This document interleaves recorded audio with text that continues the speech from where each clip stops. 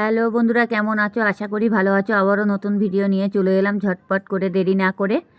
চলো, এবার আমি এখানে দেখতেই পাচ্ছ আলু নিয়ে নিয়েছি। আলুগুলো ছোট ছোট হতে হবে, আর ছোট ছোট আলু নেবে। আর এখন নতুন আলুর সময় ছোট ছোট আলুর দম খেতে খুবই ভালো লাগবে। আর এমনি শীতের সময় তো আলুর দম আর রুটি খেলে এত টেস্টি খাবার, সে আর বলার মতো না। যাই হোক, আমি এখানে ছোট ছোট আলু নিয়ে নিয়েছি অনেকগুলো। আলুগুলো আমি আগে ভালো করে ধুয়ে নিয়েছি। একটা পাত্রের মধ্যে ভালো করে ধুয়ে নিতে হবে, যেটি হোক আলুর ভিতরে অনেক বালি থাকে। ভালো করে ধুয়ে নিয়ে আলুটাকে সিদ্ধ করে নিতে হবে। আর এতগুলো আলু এমনি খোসা ছালতে অনেকটা একটু টাইম লাগবে। যাই হোক, খোসাটা একটু সিদ্ধ করে নিলে পরে তাড়াতাড়ি হয়ে যাবে। আর বটি দিয়ে ছাড়লে একটু খোসাটা একটু টাইম লাগবে, বটি দিয়ে যেটি হোক ছাড়িয়ে। আর এটা সিদ্ধ করে নিয়ে ঝটপট করে আলুর খোসাগুলো ছাড়িয়ে নিতে হবে। ছাড়িয়ে নিয়ে আমি এখন এই পাত্রের মধ্যে রেখে দিয়েছি। এবার আলুগুলো দেখতেই পাচ্ছ, এখনও ধোঁয়াও উঠছে আলুগুলো দিয়ে পুরোপুরি। আর আলুটা অবশ্য সিদ্ধ হয়ে গেছে আলুটা। আর সিদ্ধ আলু রান্না করলে আর তাড়াতাড়ি তরকারিটা হয়ে যাবে। যাই হোক, আমি এখানে নিরামিষ করব, তাই এখানে ক্যাপসিকাম নিয়ে নিয়েছি, আর আদা কুচি নিয়েছি, একটু টমেটো নিয়েছি, আর একটু ধনে পাতা নিয়েছি, আর কটা কড়াইশুঁটি, আর বেশি কিছু না। আর দুটো তিনটে লঙ্কা দিয়েছি। আপনারা যেমন লঙ্কা খাবেন তেমন লঙ্কাটা দেবেন, অসুবিধে নেই। বেশি লঙ্কা দিতে যাবেন না। আপনারা যদি মনে করবেন যে বেশি লঙ্কা খাবো, সেটা দিতে পারবেন, কোনো অসুবিধা নেই। আমরা এমনি লঙ্কা একটু কমই খাই, সেই কারণে। যাই হোক, আমি এখন কড়াই বসিয়ে দিয়ে দিয়েছি। এই যে কড়াইটা গরম করতে দিয়েছি, কড়াইটা ভালোভাবে গরম করে নেব। অলরেডি গরম হয়ে গেছে, আমি এখন কড়াইতে তেল দিয়ে দিচ্ছি।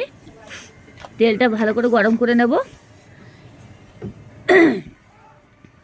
তেলটাকে আমি ভালো করে গরম করে নিয়ে এটাকে এখন গোটা জিরে ফোড়ন দেবো। অবশ্য নিরামিষ তরকারি, আর আজকে তাতে এমনিতে আমাদের বারে নিরামিষ, তার জন্য নিরামিষ তরকারিই খেতে হবে। তেলটাকে ভালো করে অলরেডি গরম করে নিতে হবে। এখনও তেলটা বুজবুজে উঠছে। এই যে যতক্ষণ তেলটা গরম না হচ্ছে ততক্ষণ তেলের ওপর আমি কিছুই ছাড়তে পারছি না। যাই হোক, আমি এখন গোটা জিরে দিয়ে দিয়েছি তেলের মধ্যে। তেল গরম হয়ে গেছে অলরেডি। এবার আমি যে আদা কুচি রেখেছিলাম, সেই আদা কুচিটুকু দিয়ে দেবো। এই যে আদা কুচিটুকু দিয়ে দিলাম। দিয়ে এটাকে ভালো করে নাড়তে হবে, একটু লাল লাল করে ভেজে নিতে হবে, যাতে আদার কাঁচা গন্ধ ভাবটা না থাকে। আদার কাঁচা গন্ধ ভাবটা থাকলে পরে কেমন একটা ঝাঁঝালো ঝাঁঝালো মতন লাগে, তরকারি ভালো লাগবে না তাহলে খেতে। এবার আমি কটা কাঁচা লঙ্কা ছিল সেগুলো দিয়ে দিয়েছি। এবার যে ক্যাপসিকাম জেলো ছিল, এখানে আমি গোটা দিয়েছি, কাঁচা লঙ্কা ফাটিনি বেশি। আর ক্যাপসিকাম কেটে রেখেছিলাম গোটা একটা, সেই ক্যাপসিকামটা দিয়ে দেবো এবার তেলের ভিতরে। আদাটা আমার অবশ্য লাল লাল করে ভাজা হয়ে গেছে। এবার আমি লবণ দিয়ে দিচ্ছি। লবণ কত দিই? লবণটা তেলের ভিতরে দিলে পরে কি হয়, সবজিতে পুরোটাই হয়ে যায়, এত সুন্দর হয় খেতে। আর এমনি সবজির ওপরে দিলে পরে খাবলা খাবলা লেগে যাবে, সেই কারণে আমি তেলের উপরে দিচ্ছি মশলাটা, তাহলে পুরো সবজিটাই লেগে যাবে। যাই হোক, আমি এখন ক্যাপসিকামটা দিয়ে দেবো। জিরের গুঁড়ো দিলাম অল্প করে। জিরে গুঁড়োটা তেলে দিতে হবে, কাঁচা গন্ধ ভাবটা থাকবে না। এখন আমি এই ক্যাপসিকাম টমেটো এইগুলো এখন তেলের উপরে দিয়ে দিচ্ছি। এটাকে ভালো করে ভেজে নিতে হবে। আর এমনিও ক্যাপসিকাম পুরোপুরি লবণ দিয়ে, হালকা করে একটু লবণ দিয়ে যদি তেলের উপর ছাড়া যায়, এমনিও ক্যাপসিকাম নরম হয়ে যাবে। আর দেখতেই পাচ্ছ এখন দেওয়ার সাথে সাথে কতটা হয়ে গেছে, গলে গেছে। হালকা একটু পুরোপুরি ভেজে নেব। এবার আমি হলুদের গুঁড়ো দিচ্ছি।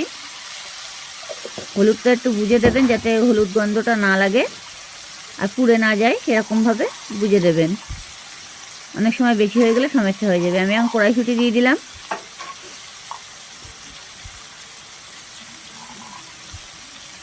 এই যে কড়াইশুঁটি দিয়ে দিয়েছি। এবার এটাকে ভালো করে নাড়তে হবে, দেখবে যাতে তলায় না লেগে যায়। ভালোভাবে নাড়াচাড়া দিয়ে নিতে হবে। অলরেডি তলায় লেগে গেলে হবে না, তাহলে ধরে গেলে তখন গন্ধ লাগবে, ধরা গন্ধ, তখন খাওয়া যাবে না।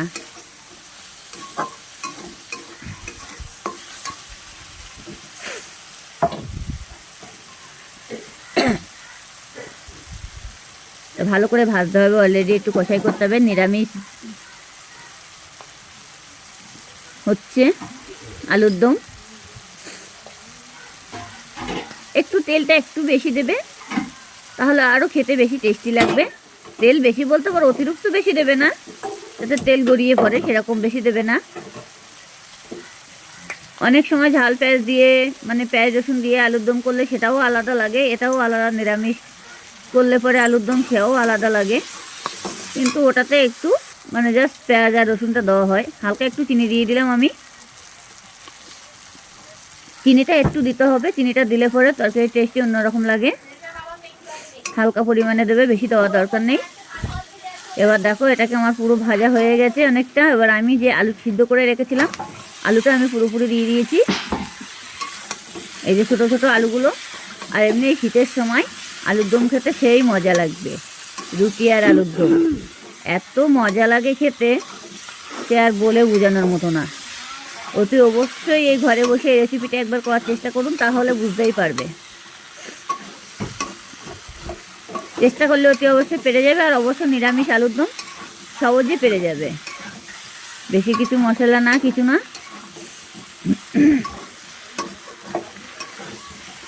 এবার এটাকে ভালো করে কষাই করে নিতে হবে,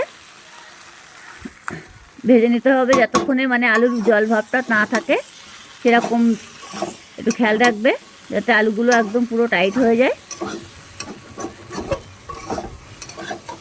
এই যে চারি সাইড ঘুরিয়ে ঘুরিয়ে নিতে হবে যাতে তলায় না লেগে যায়।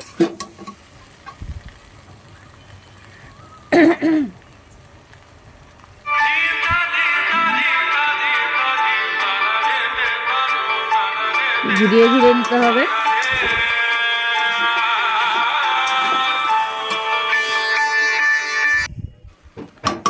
দেখতেই পাচ্ছ আমার আলুর দমটা পুরোপুরি একদম ভালো কষা করা হয়ে গেছে, অনেকটা একদম পুরো টাইট হয়ে গেছে। আপনারা চাইলে শুকনোভাবেও করতে পারো, জল দিয়ে একটু ঝোল মতো করতে পারো। আমাদের অবশ্য ঝোল করব একটু হালকা মতো, আর বেশি শুকনো করলে মানে খাওয়া যায় না, যে যেমনভাবে খেতে পারে আর কি। কিন্তু এই কষাই করা অবস্থাও নামিয়ে নিতে পারো।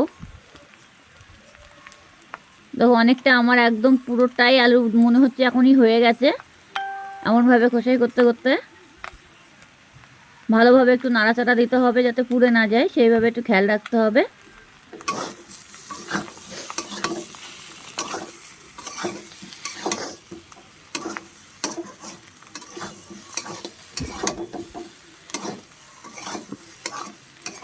আমার আলুর দমটা অনেকটা হয়েও গেছে, এমনিই মানে তেলের ওপরে দিয়ে কষাই করতে করতে মনে হচ্ছে এখনই হয়ে গেছে, পুরো নামিয়ে দেই এরকমই মনে হচ্ছে। কিন্তু না, একটু জল দেব, দিয়ে একটু হালকা একটু ঝোল মতো বানাতে হবে।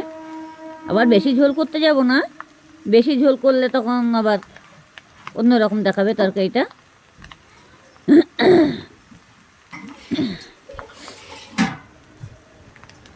এখন আমি তরকারির ভিতরে একটু জল দিয়ে দিলাম অল্প করে।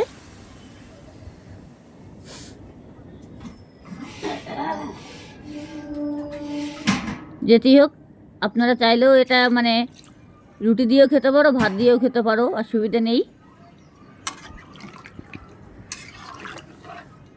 এবার যেটুকু জল দেওয়ার মতন আমি দিয়ে দিয়েছি, এটাকে ভালো করে নাড়াচাড়া দিয়ে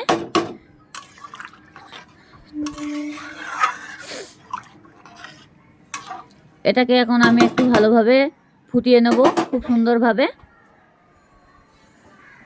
আর এমনিও আলুর দমে জল দিয়ে জলটা ফুটে ওঠার পরে পুরো জলটা টেনে যাবে আর পুরো গাঢ় হয়ে যাবে। আলুর দমটা একদম পুরো এত টাইট হয়ে যাবে, দেখে মনে হবে যে ঝোল ঝোল আছে, কিন্তু কোনো ঝোলই থাকবে না।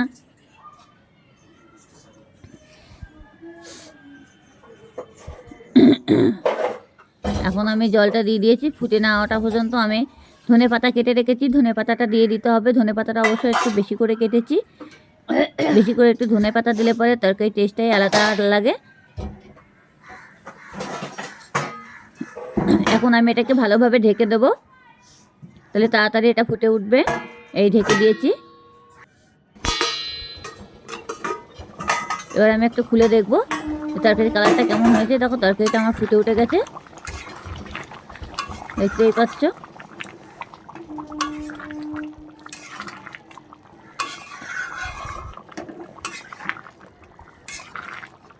তরকারির ঝোলটা কিন্তু অনেকটাই কমে গেছে,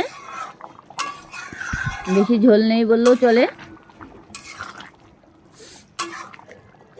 একটু ভালো করে নাড়াচাড়া দিতে হবে যাতে তলায় না লেগে যায়।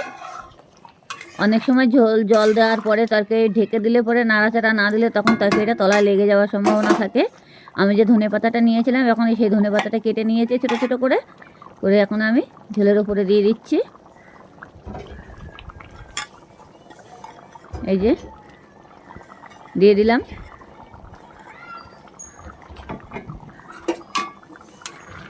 এটাকে আমি এখন ভালো করে আবারও একটু নেড়ে দেবো, নাড়াচাড়া করে দেবো। অলরেডি দেখতেই পাচ্ছ ধনেপাতা দেওয়ার পরে তরকারিটা আরও বেশি একটু গাঢ় হয়ে গেল, মনে হলো এখনই হয়ে গেল। কিন্তু অতি অবশ্যই আপনারা ঘরে বসে একবার চেষ্টা করে দেখুন, নিরামিষ আলুর দম খুব সহজে পেরে যাবে। যাই হোক আমি আবার একটু ঢেকে দিলাম। ঢেকে দিয়েছি কেন, যাতে ধনেপাতার গন্ধটা বসে যায় তরকারির ভিতরে।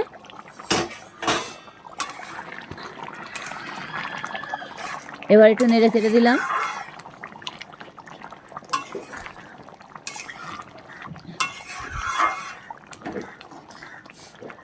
অনেকে চায় যাতে একটু শুকনো শুকনো খাবার, অনেকে চায় একটু ঝোল ঝোল মতন। আমাদের আবার বাড়িতে একটু ঝোল হালকা না থাকলে আবার একটু অসুবিধা হয়ে যাবে, তো ভাত দিয়েও খেতে পারবে, তারপরে রুটি দিয়েও খেতে পারবে। দেখো অবশ্য বেশি ঝোল নেই, আমার তরকারিটা অলরেডি ভালোভাবেই হয়ে গেছে। ভালো লাগলে লাইক কমেন্ট করতে ভুলবে না, কেমন।